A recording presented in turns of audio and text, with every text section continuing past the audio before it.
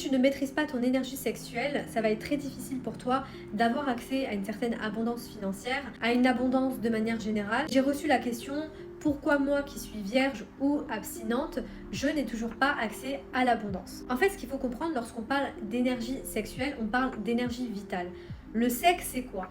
Le sexe, en fait, c'est un échange d'énergie vitale. Même si tu es abstinente, voire vierge, ton énergie sexuelle, elle peut très bien être dispersée à droite à gauche. Dites-vous que quand une femme ne maîtrise pas son énergie sexuelle, en règle générale, c'est à cause de traumas, de croyances imitantes, de manque de maîtrise de soi, de blocage émotionnel dans le corps. Et forcément, tous ces éléments te font avoir certains comportements, comme par exemple, et ça c'est un exemple parmi tant d'autres, d'accord, mais par exemple quand tu restes 1 heure au téléphone avec un mec qui ne t'apporte rien dans ta vie, c'est-à-dire qu'il n'y a aucune plus-value de sa part, tu perds de l'énergie vitale. Un autre exemple, quand tu passes ton temps à parler sur les autres, gossiper, etc., tu perds aussi de l'énergie vitale. Lorsque tu mets toute ton attention sur ton passé, là aussi, tu perds de l'énergie. Je vais te donner un autre exemple, mais lorsqu'une femme se masturbe sans une intention qui va lui permettre d'attirer ce qu'elle désire, c'est-à-dire que c'est juste pour voilà, se faire venir, c'est-à-dire que les motivations qui sont derrière ce désir de se masturber ne sont pas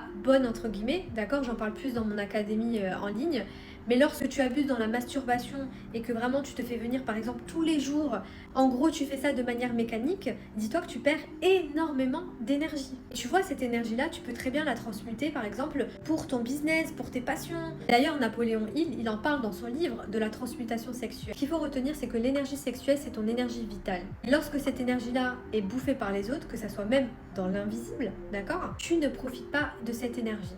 Ça t'empêche de créer la réalité que tu veux. Et par exemple, il y a certaines personnes qui ont des choses en elles, qui sont accrochées à leur champ énergétique, comme par exemple des entités.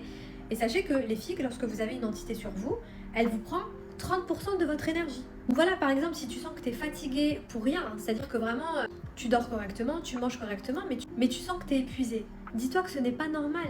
D'accord? Ça peut venir de l'alimentation, ça peut venir aussi de tes comportements, mauvaises habitudes, actions malsaines, etc.